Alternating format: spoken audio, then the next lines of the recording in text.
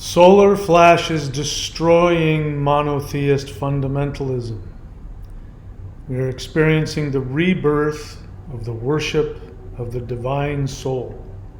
You are God. Question your reality, then change it. Live guided interdimensional meditations to bring 5D solar flash event. We have another one today, Saturday at 8:30 p.m. Eastern Time. We will continue to do these every Wednesday and Saturday as my schedule permits. And please remember that thunderwizard.com is the website that supports this channel. Without your subscriptions over there and your purchases in the shop, I cannot spend all of my time doing this work, which I would love to continue to do. Please go check it out. Also, my books can be found at michaelwilliamdenny.com. So, solar flash is destroying monotheist fundamentalism. So we're going to be talking about that today. Today is Saturday, October 12th, about 4 o'clock in the afternoon. And so this is the day that the Atlas comet, which has been in conjunction with the sun, meaning it's been between Earth and the sun since the 6th. It is now exited from that, and it should be viewable in the sky, especially, I believe, if you're in the northern hemisphere at night. And this is significant. The 6th, you guys saw my meltdown on that, but I wasn't wrong about the significance of that date. I just made, I made some conclusions that turned out not to be accurate, but that was very significant. Something happened. Something shifted. And I also felt it last night as the comet was exiting its conjunction with the sun. I'm going to have to make another video about it, but it was up until this point in my interaction with light beings, it was the most significant, powerful, energetic experience, and I still don't know what it has done to me. It was so powerful. Now, to be clear, the light beings told me it was coming.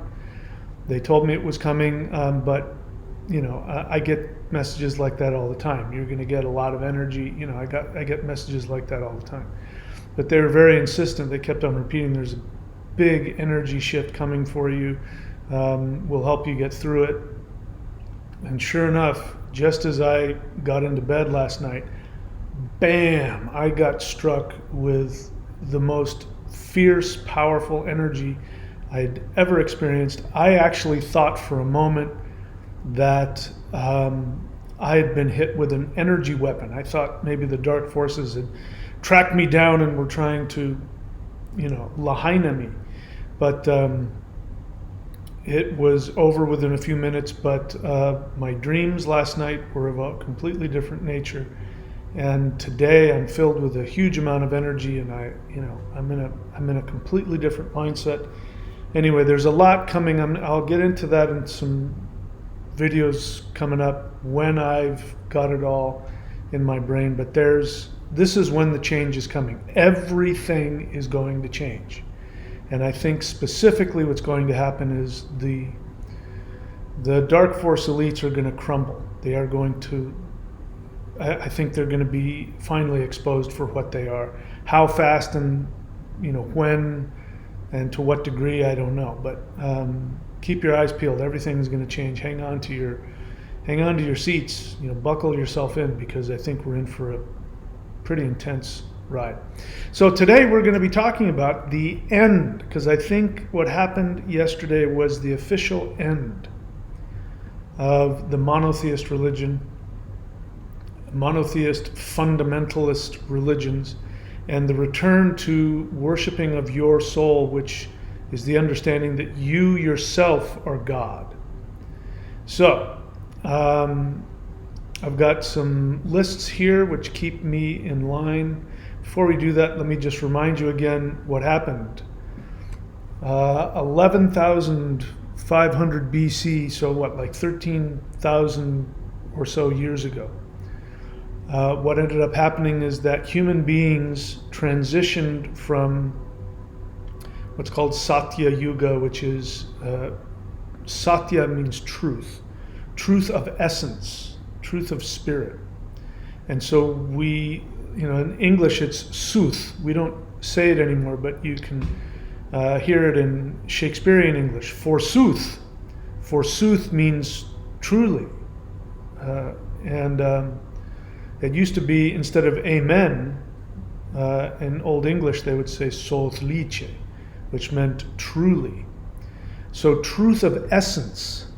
And that's where we lived 13,000 years ago. Now, 11,500 BC or somewhere about that, as you can see here in the cute little picture, we started descending. So we were in the height of connection to spirit, and then we started descending. And then right around, as you can see, the Younger Dryas, 10,000 years or so ago, there was this major cataclysm because of, as I understand it, because of comets hitting the ice pack, which was up to 2 miles thick, and other things like that, that just wiped out that Satya Yuga civilization. And so we started descending. We descended very rapidly. So by the time you get down to the last part of Dwapara Yuga as it's descending towards Kali Yuga, this is when we have the invention of the monotheist, dualist God that we've been worshiping ever since. It took a while, but by the time we got into the middle of Kali Yuga, AD 500, that is when this monotheist, dualist religion took complete hold of our entire mind and the world in general eventually. We are now in that. Now, not everybody is a monotheist, and to be truthful, most monotheists, even fundamentalists, they aren't really following the true monotheist doctrine. I could sit down, for instance, with a fundamentalist Christian who's, we would agree on all kinds of things having to do with government and censorship and all of that, and I could point out that their Bible actually tells them that they're sinning. Because the Bible is very clear. It says that kings are divinely appointed by God, and you must worship them. You must not literally worship them, but you must obey them. You must pay your taxes. Jesus' main message was to pay your taxes. So they take what they want out of it. There's still a lot of dualism, but it's gonna fall away. My prediction, I don't know when it's going to completely come true, but my prediction is that the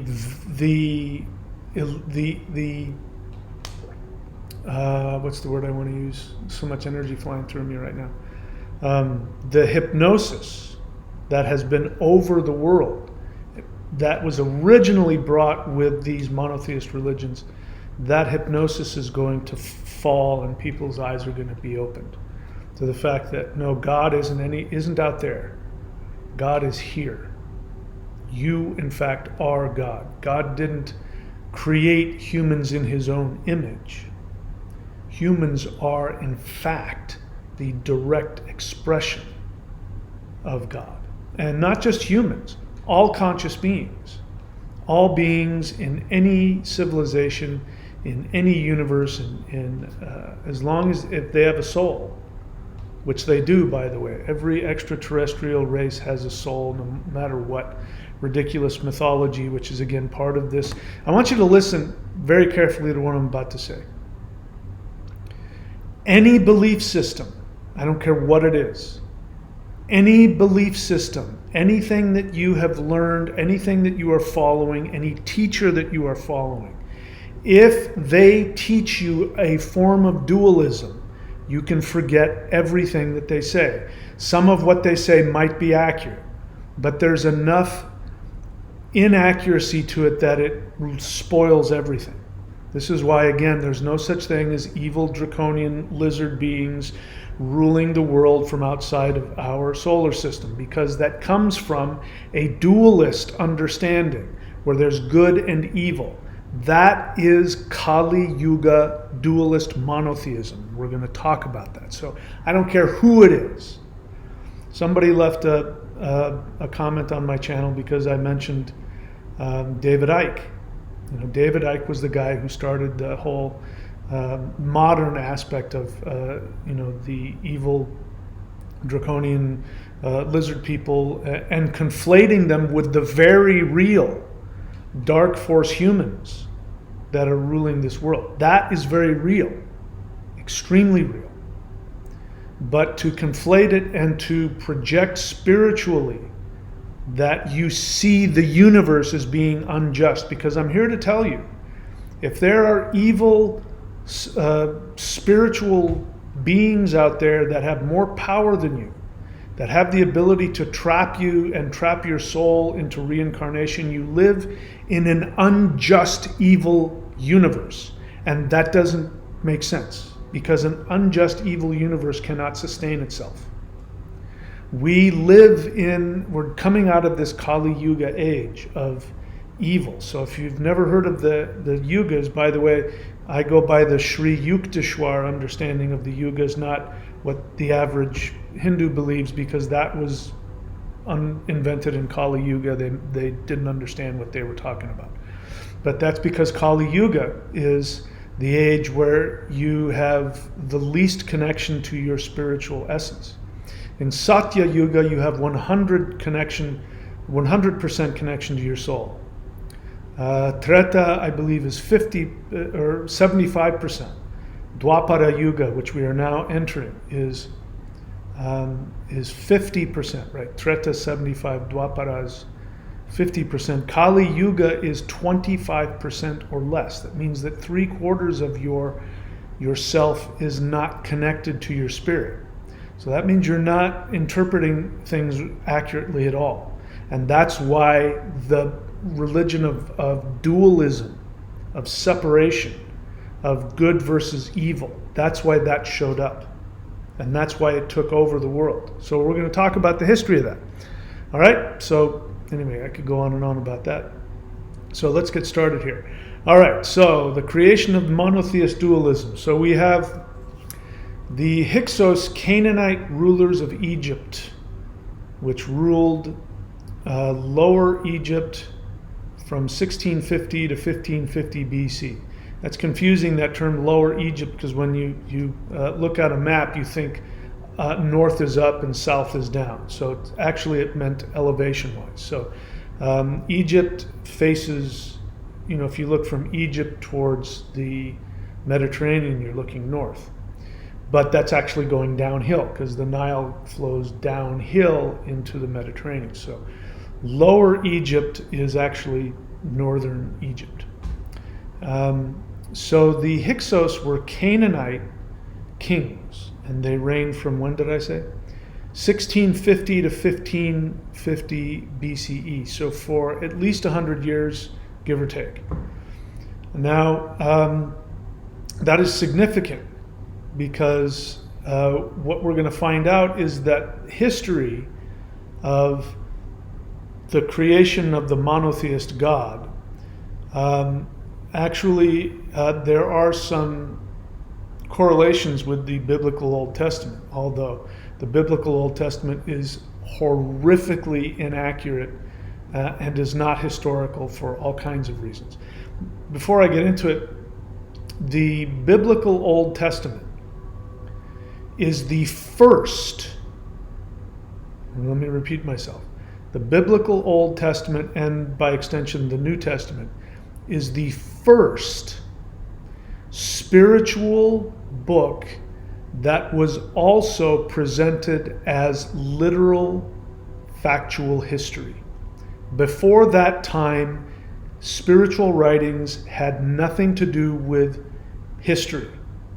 And we could get into that probably because, history and time is really a made-up thing, linear time. So what I'm going to be sharing with you is that the Old and New Testaments are not spiritual books. They are designed to be political propaganda used to give you a timeline to justify all kinds of political aims, which religion technically doesn't do. Well, before this time, spirituality technically didn't do. I'm not saying that didn't happen. It happened in places like, in Sumer, and the empires end up doing that. They end up taking mythology and then using it to promote themselves and promote their nation and all that kind of stuff. But spirituality originally doesn't function that way. It's just anyway. I'm getting lost in the weeds here. So the Old and New Testament is the first major presenting itself as a complete mythological and spiritual series of texts that are meant to be interpreted as literal. So those of you who are Gnostics, because I can hear you already, the Gnostics are saying, no, you don't understand. The original Jesus said this, and the original Bible said this, and that's nonsense. Those things didn't exist. You're taking things from much later writings that were purported to, like the Book of Enoch. I got nothing against it, but it's not what it presents itself to be. It's trying to build off of the Old Testament, and it's a way of saying, no, here's what the Old Testament really said. And it's actually a later book. So again, all of that stuff. I mean, my thing is throw it all away. And I could go into that as well. I've got videos on this channel about why you should throw away Gnosticism. In fact, the word archon, that people use, the evil archons, that comes from Gnosticism. So it's based in a reaction. So it's let me help you understand. What ended up happening is that this philosophy of dualism, separation, and judgment, which came with this particular book, which I'm going to give you the history of, or as best I can, a condensed history of. The end result of that ended up creating, and strangely enough, ironically enough, ended up giving the Roman Empire the tools to become the most powerful empire, probably still till this day. And we are still living in the Roman Empire. Everything that they set up, all of the control mechanisms that the Roman elite set up are still in practice. And they used this text because what they did is they saw how incredibly powerful this new idea was, that spiritual writings can be treated like literal history that we can use to control a people. Not only that, but we have a one God that is extremely judgmental and extremely jealous and will punish those who disobey.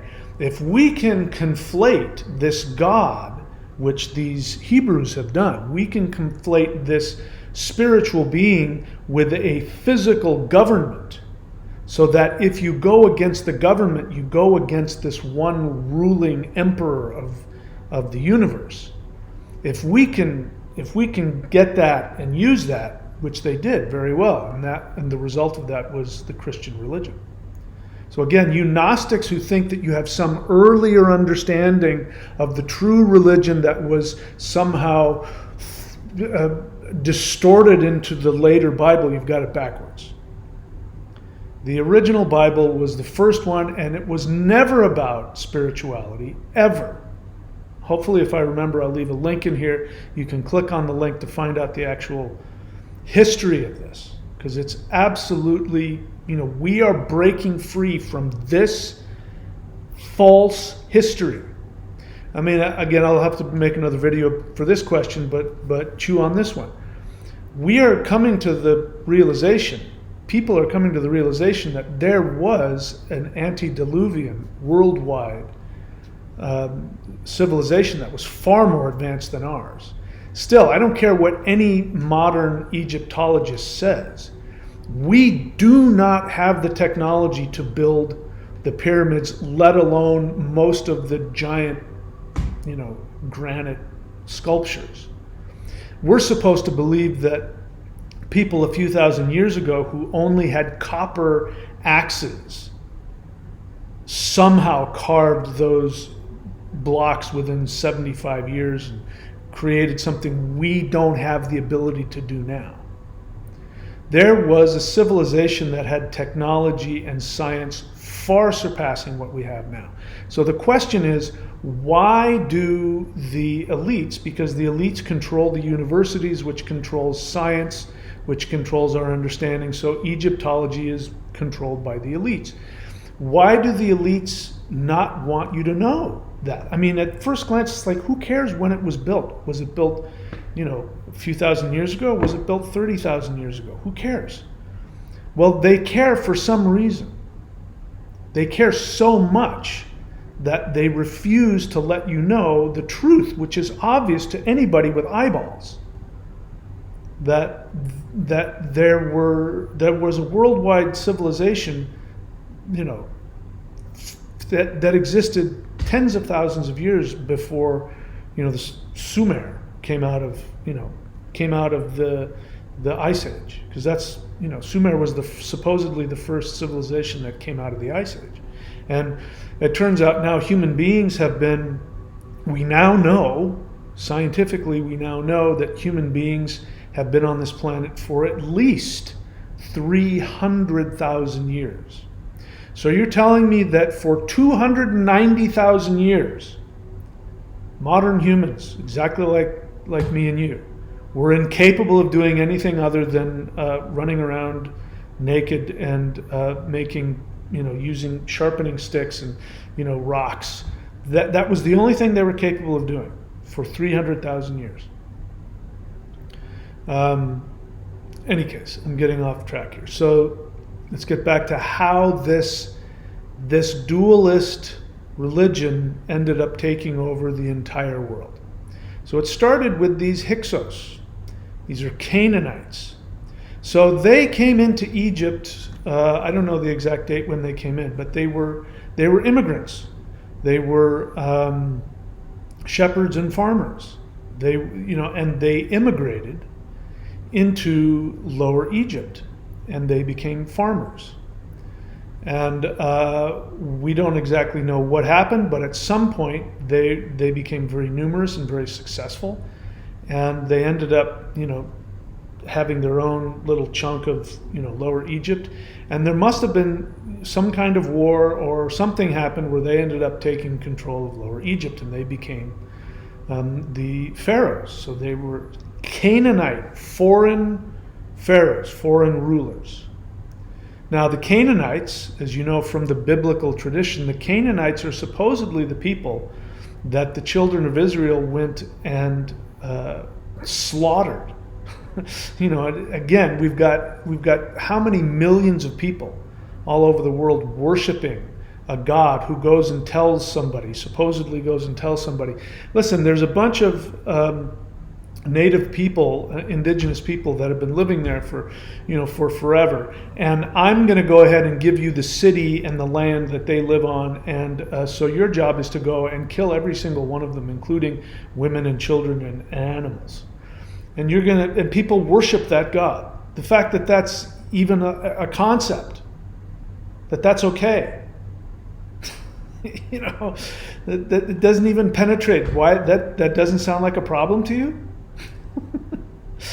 But we're going to understand why this mythology, and I don't mean that in the positive way, why this false story came about, and why it's so important, and why it's been used over and over again to displace people and control them and get rid of populations. It's been used over and over again.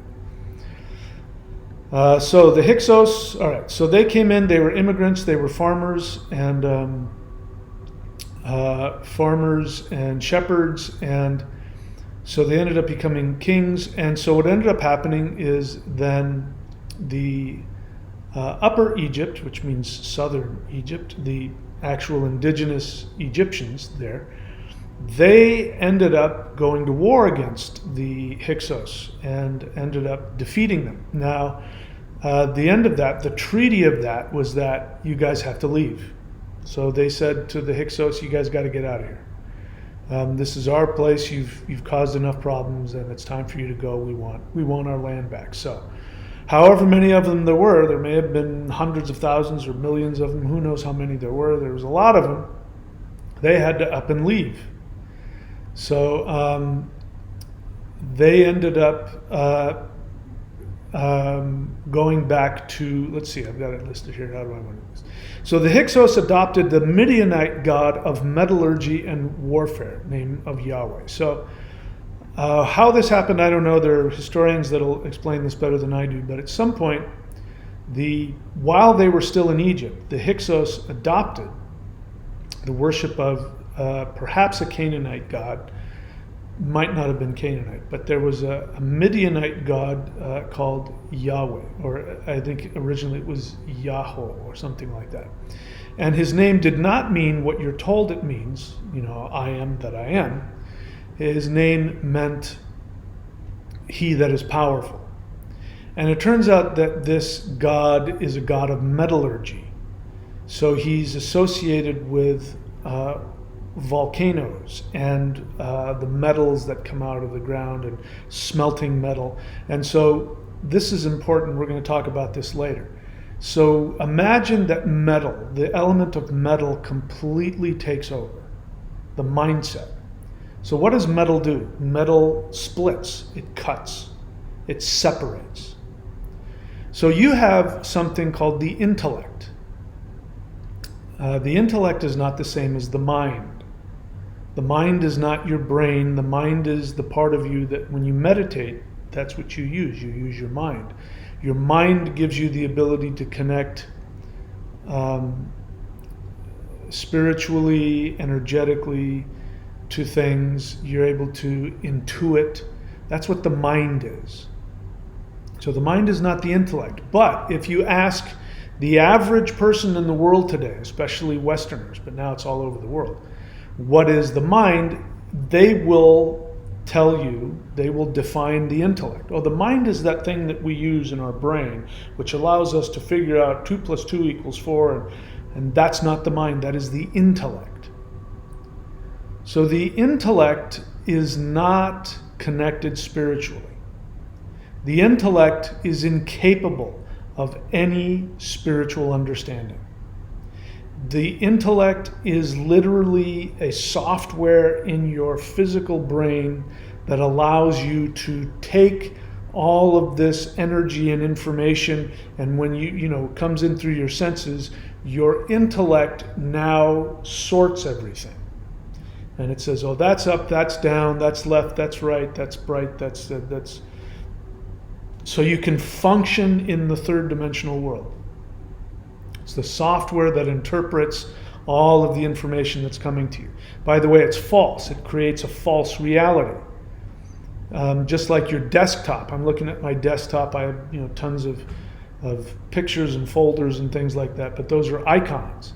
And if I move my mouse around, there's a little pointer that goes around, and I can click on things and open them. Now that's not what's happening. Inside of this laptop, there isn't a bunch of folders that are getting opened with papers that come out and pictures. None of that is happening. It is completely an icon related. It's an illusion. But the computer creates it so that I can have this experience. And I think I'm clicking on folders and opening up and pulling out, virtual pieces of paper. But none of that is happening. And this is what's happening in your reality. You're walking around, touching things and opening doors and driving your car, but really all you're doing is you're manipulating icons. You don't really have any idea what's really happening. You just know that you have enough understanding. Your intellect has created an illusion that gives you enough understanding of reality to not kill yourself, basically. That's that's pretty much what it is. So the intellect in Latin means that which picks apart from among. It slices things and picks it apart so you can understand it. The term to read in Latin is leggere, which means to pick apart, which is when you read Latin, there are no sentences, there's just a bunch of text. And you have to be able to pick out from among this non-stop text actual words. But you can't do that if you don't know the language and you don't know how to read, if you don't know how to leggere, if you don't know how to pick apart. All right, so metal is about picking things apart. In the 5 elements, the metal element is used to make judgments. So somebody who's judgmental has a lot of metal. I have a lot of metal in me. That's how I'm able to figure out what the hell you're trying to say, and I can come in. What you really want to say is, that's what makes me so annoying that way. I have a very strong metal element. I have a very strong intellect, which is why it's so hard for me to, put together all the incredible spiritual experiences I'm having, because my brain can't figure it out. But I'm very practical that way. I have a strong intellect. So, but we've lived in the time of the metal element. What else does metal do? It stabs, it cuts, it tears, it kills. It was the main, even today we shoot bullets. Bullets are made out of lead, they're made out of metal. They're just small flying knives that go through you. So metal is about killing, it's about controlling, it's about figuring things out, it's about the intellect. So Kali Yuga is the time of the intellect, because we don't have anything else. In Satya Yuga we had spirit. We not only had spirit, but we had spiritual technologies. Because how else did they build the pyramids 30,000 years ago? How else did they do that? They didn't do it with any kind of technology that we have now. They did it with understanding of the elements, and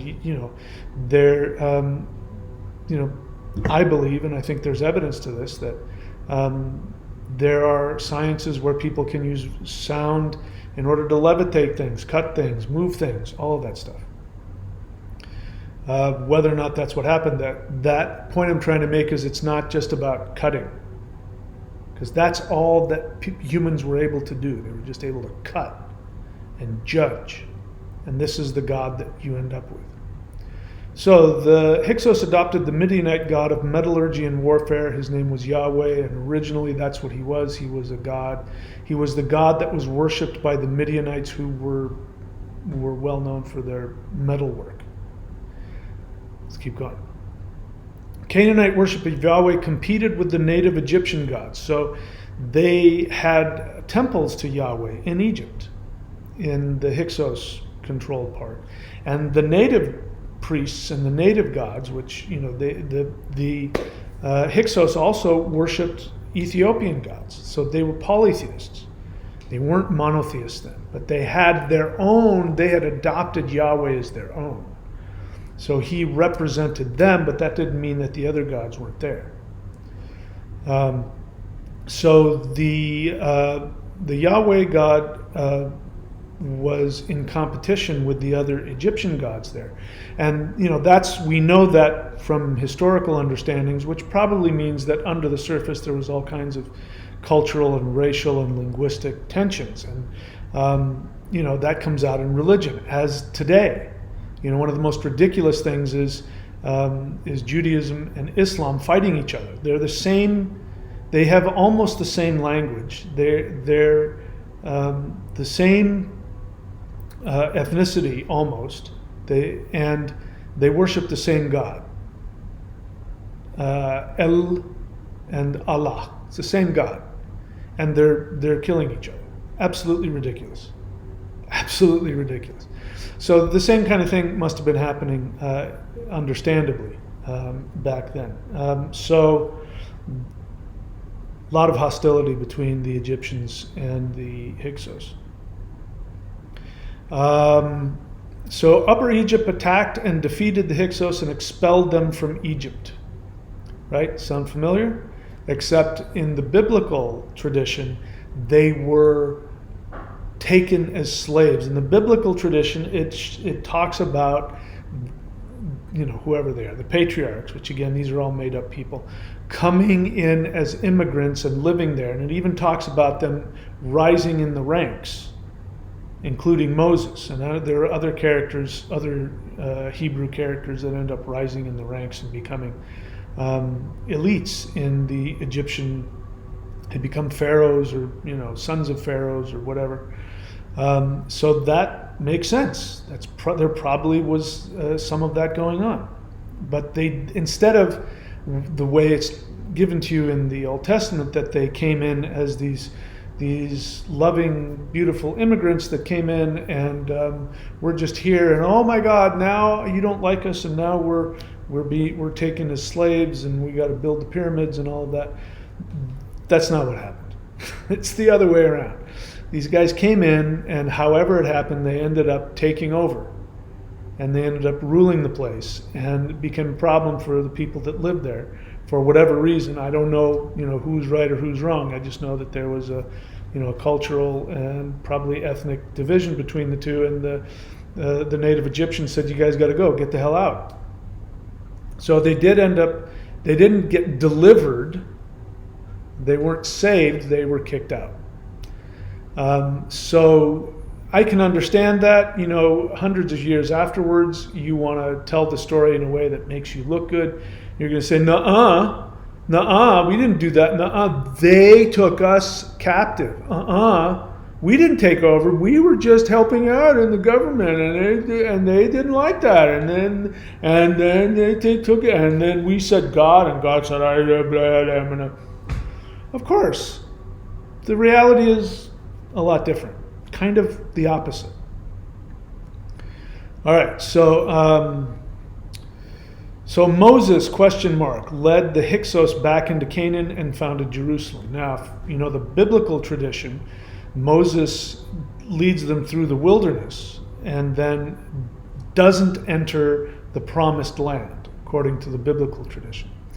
But the Old Testament, now I'm going to change what I've been saying and even what I wrote about in my book because I now have more information, but it has been believed for a long time that the Old Testament was written during the Babylonian captivity. So the Babylonian captivity is in 587.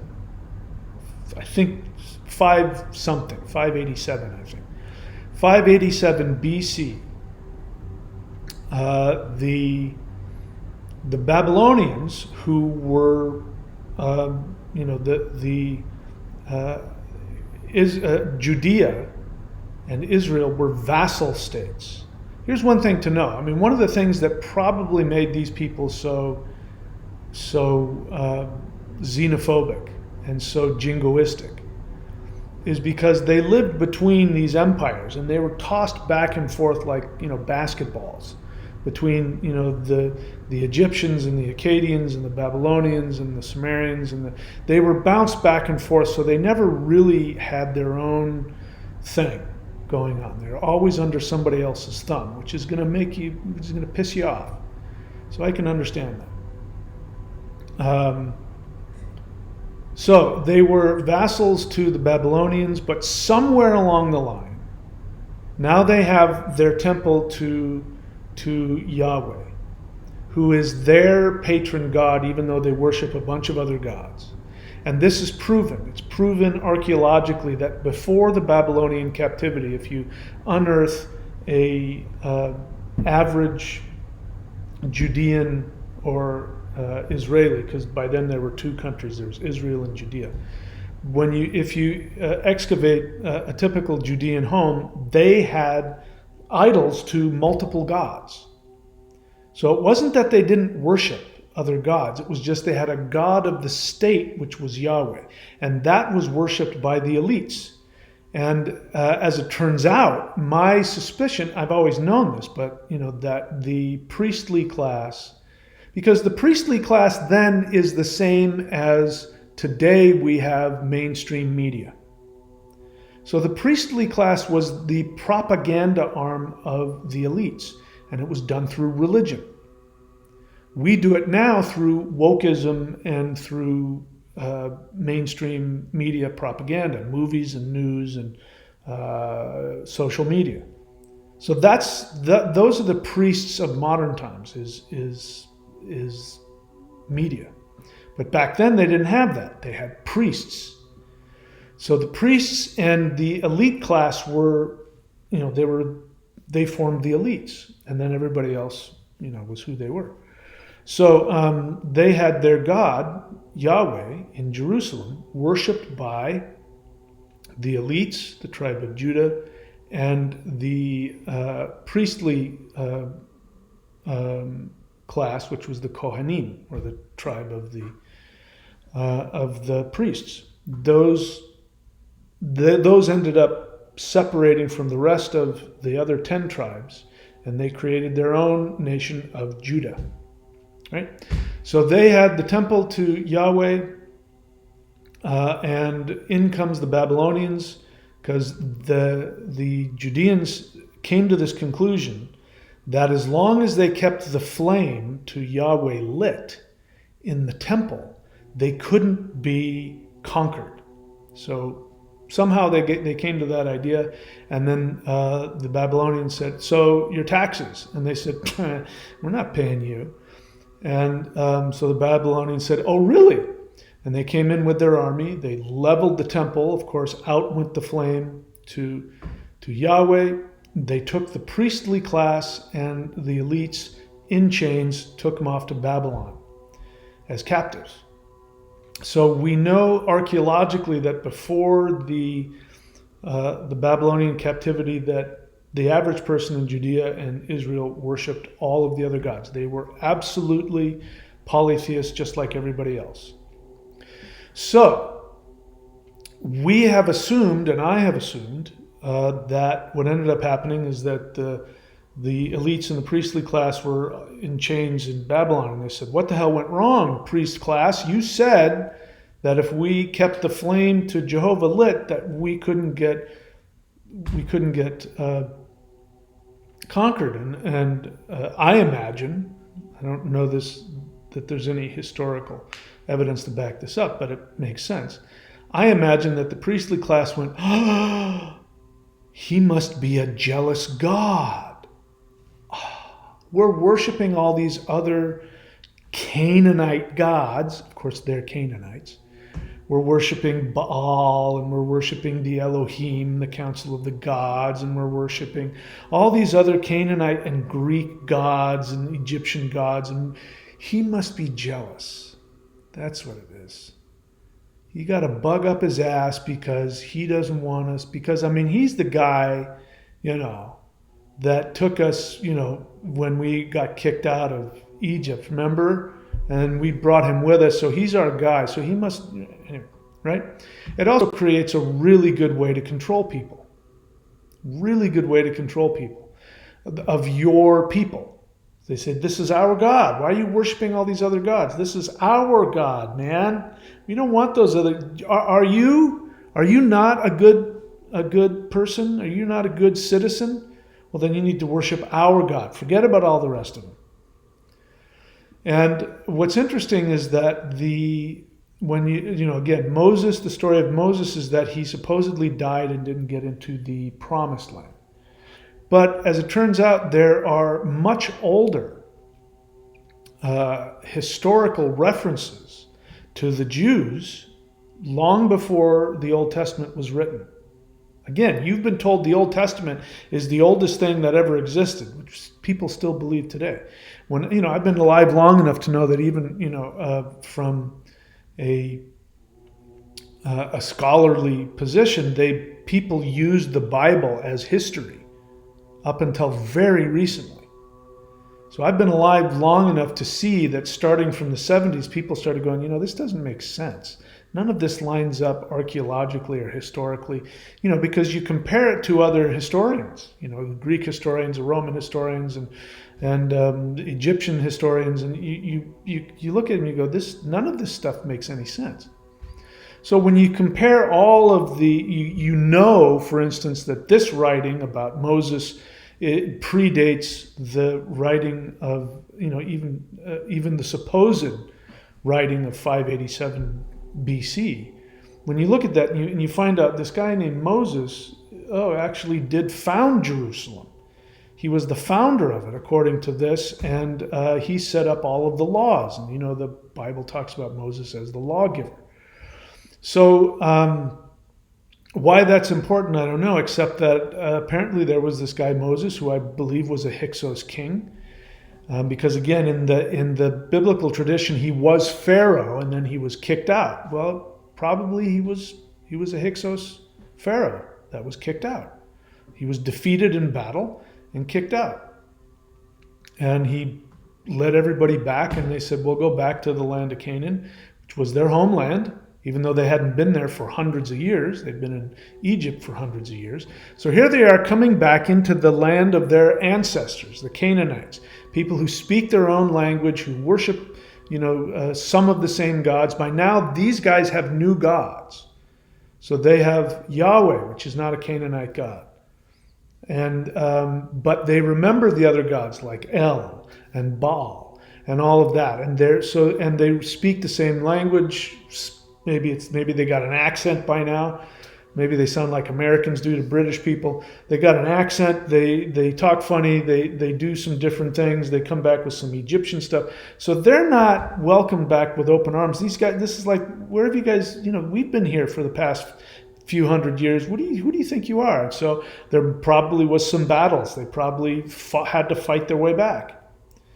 And so they get back and they found Jerusalem, and then they set up the whole 12 tribe things and blah, blah, blah, blah, blah. Right? But they're still polytheists, and they're worshiping all these different gods. But what ends up happening is that, let's go further in here. So worship of Yahweh was imported and merged with the gods El and Baal. I already said that. The Hebrew Bible was not written until the Hellenistic period. So this is newer information to me, because as how old I am, this is what I was taught in college, was that the Old Testament was written during the Babylonian captivity in 587 BC. So it turns out that that all of the extant historical writings about the Jews and about their history and about Moses and about Jerusalem, those are older than the Bible and don't mention either don't mention or totally contradict the biblical narrative. So that lends a lot of evidence that the whole biblical narrative was completely made up. And so you got to ask the question why, which we'll get to. So the Bible was not written until the Hellenistic period, which is 300 BC. So that means between 300 BC to about 100 BC, the founding of Rome, or whenever Rome was. Between 300 BC and the founding of Rome, which is almost nothing, just, couple 200-300 years before BC turns to AD. That's when the Bible was written. That's not only when the Bible was written, the Old Testament, but that's when the mythology was written. So remember what I said before, that the Bible is the first spiritual text that was deliberately written to be a literal historical book. That is why Christians believe every word of the Bible literally, even if you take different gospels and you say they completely contradict each other. Christians will find a way around that. But one of the reasons why they believe that, which that tradition was carried over in the Gospels, where the Gospels are taken as literal history, even though, again, it's impossible for Jesus to have ever existed, because according to the gospel narrative, Jesus grew up in Nazareth. But Nazareth was not founded. There was no city of Nazareth until 200 or so years after Jesus' supposed death. So that makes it impossible for him to have lived there. Which means what? That the New Testament was written when Nazareth was created. And I've talked about that. I won't get into all of that. Why the Romans and the Jewish elite, the Jewish elite and the Roman elite conspired, because they both wanted to work together and to hold on to power. So they conspired together and worked together. That's why the Christian tradition is about the supposed Jewish Messiah. Because again, what is Jesus' main message? His main message was, pay your taxes to the Romans. You don't believe me? One of the most famous quotes, give unto God what is God's, and give unto Caesar what is Caesar's. It literally means pay your taxes. Because what made the biggest problem for the Romans is that the Jews wouldn't pay their taxes, because they believed it was blasphemy. They believed it was idolatry. And so that was their biggest problem. So they conspired, the Jewish elite who wanted to be part of the Roman Empire and enjoy all the benefits of the Roman elite and the orgies and all that kind of stuff and having all the money and power. They wanted all of that. So they conspired with them, and they said, well, here's our people are going to need this Messiah thing, because the Messiah was supposed to be a military leader who was going to defeat the Romans and drive them out. So the elite said, well, we have to make him a peacenik, and we'll say that the Messiah has to come up with a reason to tell you to pay your taxes, and that way God is telling them to pay their taxes. Of course, it didn't work. The Jews didn't listen. But who did listen was everybody else in the Roman Empire. They went, oh, I like that Jesus guy. He's going to save us. So that's where we pulled into this idea of pay your taxes and Jesus will save you, which is what's being given to people now. They're being told, just vote.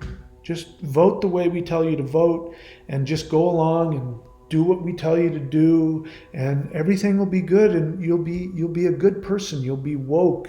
You won't be an evil, bad person, which is the modern version of, look, just pay your taxes and Jesus will save you. Well, it all got started with this political movement, because that's what it was. You had people who were originally from this area, who hundreds of years ago migrated to where there was good jobs, literally good land for them to work. Why wouldn't they? Good for them. They went and looked and found for us, and then all that other stuff I talked about happened. They got kicked out. Now they don't have any place to go. They don't have any home. And what is the main carryover mindset? Right? A people without a land without a people, which was nonsense. But why did that stick so hard? Homelessness. And not having an identity, needing a homeland. Well, so that was a real thing. So these people had to fight their way back to their own homeland. But what ends up happening, as I end up saying later here, so Hebrew Bible was not written until Hellenistic period. Bible history was based on Greek mythological themes. So that's an interesting thing I hadn't thought of before, is that all of the stories of Samson and Moses and Joshua and Abraham and all that, when you look at it, it's really mythological story themes that are prevalent in Egyptian and in Greek mythology. And so what were they doing? Why would somebody do that? Well, they're obviously trying to make themselves sound legitimate. Now, here's a question. Why wouldn't they say, well, no, we're from here. This is our land. We're just coming back to our home. Why didn't they say that? they said something completely different. They made up this whole nonsense about God bringing them to the land of Canaan. Remember, they're Canaanites. Bringing them to this foreign land with these foreign people called Canaanites. And then God's telling you to wipe them all out. They're evil people. You need to wipe them out. That's important. I've never seen that anywhere, in any tradition anywhere. It's just so over the top. It's obviously a serious overreach, overreaction. Obviously. So there's obviously some incredible insecurity. And what would cause that? Well, first off, everybody doesn't like them. They got kicked out of what was their home, where they were kings in Egypt. They got kicked out of there. They can't live there. They picked up along the way, they picked up this Midianite god, that, really angry, powerful god, and they, for whatever reason, they really like him. And they bring him back. They probably fought their way back and then came to Jerusalem and founded Jerusalem. Probably Moses could have been, a mixed race, Egyptian, Canaanite guy. He could have, all that mythological stuff could have been a real thing. I think he was probably a military leader. He probably was a military leader in Egypt. And there's some stuff that talks about that. Other historians talking about this Moses guy doing similar kinds of things like that. I believe he was sort of like the George Washington, and he came back and founded the city of Jerusalem, and which, by the way, doesn't mean peace like you're told. It actually means the foundation of the god of the dawn. And that was a Canaanite god. So anyway. I'm getting off in the weeds again. So why would they do that? Why would they go completely, totally overreach like that? Well, as it turns out, in later times, the Jews are really talked badly about by everybody. Now that would make sense. The Egyptians, rightly or wrongly, I don't know the specifics of what happened or who was the bad guy in that conflict between them and the Upper Egyptians. I don't know, and I don't care. But you can now understand that they would, at the very least, create a prejudice against the people that they kicked out. And they said all kinds of horrible things about them, that they were barbarians and they were dirty and they were disease-ridden and all the same kind of stuff that people say about any races they don't like. So they already had that, and they had that on their back for hundreds of years. So after they came back and founded Jerusalem, they were still getting this really bad reputation all around the Middle East at that time, and in the Roman Empire. And Greek Empire at that point, the Greek Empire, and they obviously made a lot of enemies in their own homeland, because they had to come back and fight their way and establish themselves against people that they have now diverged from, and who see them as foreigners, even though they're from there. They've been gone for hundreds of years, and now they're back. Who the hell do you think you are? We've been here, you guys haven't. And so they've got these other Canaanite gods, El, Baal. And so what is it you see in the Old Testament narrative? They talk about these evil Canaanite gods, and you talk about the rivalry between Jehovah and Baal. And yet when you read the Old Testament, there are actually many of the, I don't know if it's the Psalms or whatever it is, many of the writings, the poetry about Jehovah are actually literally stolen directly from Canaanite psalms about Baal. They've literally just taken the word Baal and replaced it with Yahweh. They still use the same word El, which means God, and in the Canaanite pantheon, El was the father of the gods. The Elohim are the council of gods, or the children of El. And so in Genesis it says Elohim, says let us go down. That is Elohim, the council of the gods. So they're literally taking from existing Canaanite mythology that they probably still carried with them back from, from Egypt, that they took down there with them and brought it back. And so they mix all this stuff together. But again, they're coming back from the Babylonian captivity in 587, and they've made the decision that all these their own gods are evil and wrong, and they have to separate themselves. And so they make it God's will that only he be worshipped. And even though they're Canaanites, they rewrite their own history and say that we're these newcomers and we're coming with the one God to the land of Canaan, which is a foreign land, and we're destroying all these evil Canaanites who are doing all these evil things like, human sacrifice and child sacrifice and things like that. And that opens up a whole other subject, which I'm not going to talk about. But so they look bad to the world. People are talking bad about them. They've got a serious chip on their shoulder. Nobody likes them. Not even their own people like them. Their own relatives like them. And they have to carve out their own nation.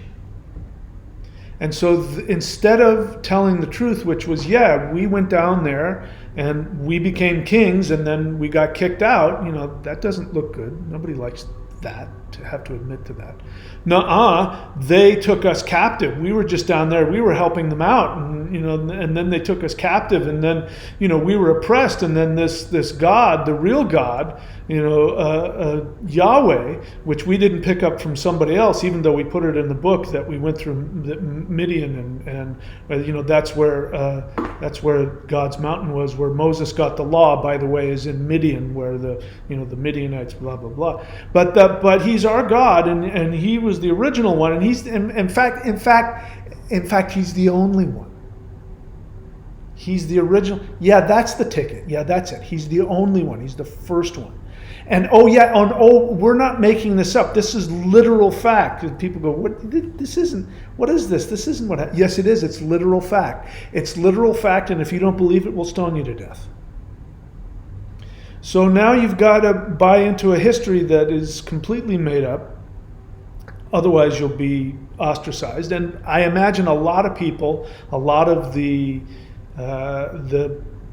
Hebrew exiles from Egypt probably have a lot of need to feel like somebody. So probably the whole country was gobbling it up. Yeah, that's right. We're the Moses guy, and Joshua and the Canaanites. We're not Canaanites.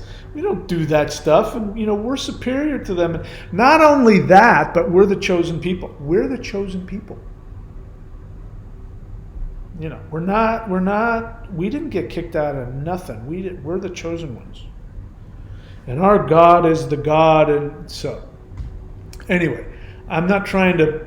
I can understand how that would get into somebody's mindset, and why, if you needed to survive, this is a great way to do it. But it's also a way for the elites to create a mythology and say it's history, and then shove it down your throat, and then conflate being a good citizen with obeying this God of metal, who is an angry God of fire and brimstone, which is what in the when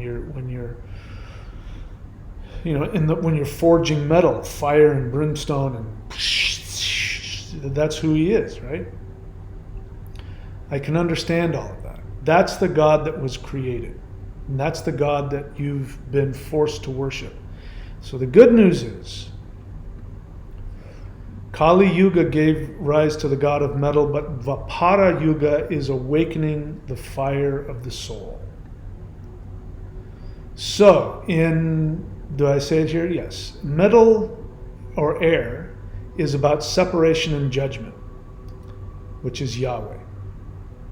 After the fall of Satya Yuga civilization, humans began worshiping the ego because there was nothing left for them. There was only 25% of them left. The other 75% that was supposed to be connected to spirit is gone. They're just now humans with ego. That's all they have, is the ability to function in this three-dimensional world, and that's where science comes from. Science says if we can't physically prove it, it doesn't exist. There is no such thing.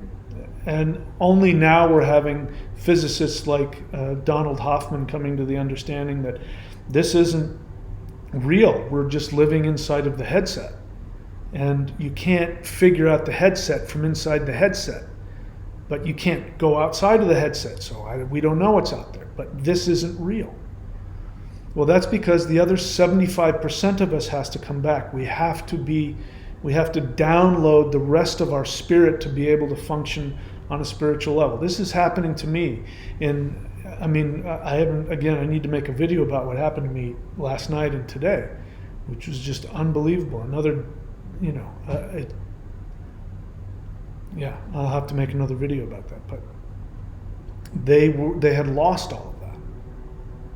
And so that's how this obscure, completely made up religion of these people who are running around trying to find a homeland and are, running into problems everywhere they go, they have to lie because they feel such shame. Again, the third dimension is about, or we could say Kali Yuga is about self-devaluation and shame. And people do that when they've been abused, when they've been, even if we give them the benefit of the doubt that they were horrifically abused and maltreated and ostracized and pushed out into the desert and homeless, you can't help but feel bad. So of course they're going to go after a God that's just pure ego, that's pure intellect, that's pure warfare. Of course they're going to do that because you're in a place where you have to find a way to justify your own existence.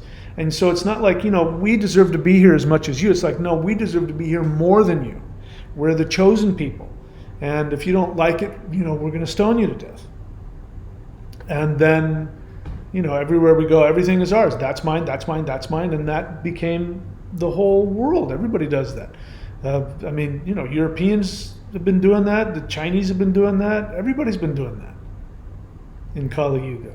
They operate from ego and self-devaluation. And this is all coming to an end. So as we approach Satya Yuga, we are awakening to the fire of Sawol. Sawol is the Old English word for sun and soul. So what's happening is the solar flash is hitting us, and we are in the solar flash. There might be a final one that comes. I hope that there is, but we're definitely in the series of solar waves that are hitting the earth, as I was told. We are definitely in that. And what's happening is the fire of the sun, the solar radiation is hitting the earth and it is melting the metal. Because do I have it here? Fire destroys metal in spiritual warfare. So the reason why the 5-element spirit fighting is so popular now, or becoming more popular on my channel, which you can get if you go to thunderwizard.com, click on the shop, you can get it. Those of you who have just done the wood element, by the way, if you want to, you can now move into the metal, because the metal is the ego, and then the fire melts the metal. So wood, metal, fire, water, earth. That's when you're fighting spiritual warfare, you go in that progression. When you talk to healers, they give you a different progression. They tell you to go wood, fire, earth, metal, water. But that's to create and expand. We don't need to do that. We need to purify. We've got these huge, out of control egos that have cost us our spirituality. We have to melt that. We have to melt that metal, that ego, that intellect that says, if I can't physically touch it and see it inside of the headset, it doesn't exist, which is the metal, it's the intellect. So the fire of the sun, the fire of the soul, is melting that, burning that away so that we can awaken to the fire. And it's not the fire of Yahweh's fire, which is which is a physical, damaging, earthly fire. Originally in the, in all the Indo-European languages, it still exists in the Vedic languages. You have two kinds of fire. There's physical fire, and then there's spiritual fire. So we had it, they have it, Agni is the god of internal spiritual fire, which is the sun burns with Agni. And in the Germanic tradition, it was Ing. It was the fire of Ing. And it's the same thing. We are now awakening to that. We are awakening to the internal fire, which is melting the metal of our ego. Solar flash is melted. Okay, so I already said that. All right, so anyway, all of this could go on for much, much longer. Again, I hope I can remember to put down a link so you can go and study it yourself, but it's really interesting. Really, really interesting stuff. But the bottom line is dropping the ego, by the way, dropping the ego doesn't mean abasing yourself. Again, they do that in, Catholic priests will completely put themselves flat on the floor. And our ancestors, when the Christians came in, they wouldn't bow because they said, we don't bow before anybody, not even their own gods. We don't bow, we don't do that. Why? Because the fire of the soul was still strong within them. And so why would you bow to something outside of yourself? That's ridiculous. God is within you. The fire of God is here within you. So getting rid of ego doesn't mean destroying and flattening yourself. It means getting rid of the self-devaluation, the self-hatred, the shame, because this religion was completely, totally built out of the shame that was brought about by the environment of Kali Yuga. Kali Yuga created a thing where people, in order just to survive, had to create an ego out of all the shame, because they had been shamed and devalued, and that's the strategy in the third dimension. Is to overcompensate, what psychologists call ego protection. Self-protection. You have to create a lie. You have to be better than the other person just to be able to function. And now we've got this religion that was brilliant to tell these people who were feeling not good enough as a people, not good enough as a nation, not good enough as individuals, that not only are we not good enough, we're better than everybody else, we're chosen, and screw everybody else. Not only that, we hate our relatives and our ancestors, the Canaanites. We wiped them out. That's how much better we are than them. We wiped them out. And all of you out there that are still doing that Canaanite stuff, screw you, our God's going to blast you. That's coming from pain. That's coming from, why don't you love me? I'm just like you. Why won't you guys just let us be here? Let us live. We just want to live like everybody else. That's what they really want to say. But that becomes the perfect method to control people. And if you're an elite, you're even more self-devalued, and so you create a system where God, which is the ego, Yahweh, the one they created, was even worse. It was I am that I am. It was pure ego. So when you worship the ego, that's the best way to get people to completely, totally give themselves over to the state, where their ego is conflated with the political agenda. The Romans took that, they perfected it, they've been perfecting it ever since, we're still living in it. The world we live in now is the last gasp of the Roman Empire. And what will destroy it is the power, the fire of the soul, which is what we are experiencing now. All right, I hope that's interesting to you. I hope this stays up. I did my best to avoid being too controversial. If you got your feelings hurt because I attacked your religion, just know that that's all I'm doing, is I'm just attacking religion. The word religion means to bind up, literally to bind up in a rope. You can't move. That's what religion means. It's got nothing to do with spirituality. That's it, my friends. I wish you all the best. I'll see you tonight at 8:30, where we will do the mantras we've been doing in the live guided interdimensional meditation to bring 5D solar flash event. If this is interesting to you, go to thunderwizard.com and subscribe all the ways. Again, support the channel. If you want to read about some of this stuff we've been talking about, even though it's a little out of date, go to michaelwilliamdenny.com. Odin says Jesus was a coward. That will give you a better understanding of why this religion of ego and metal needs to be destroyed. And we can achieve our freedom again. Thank you very much. I love you all. Please be very good to yourselves. I will see you all very soon.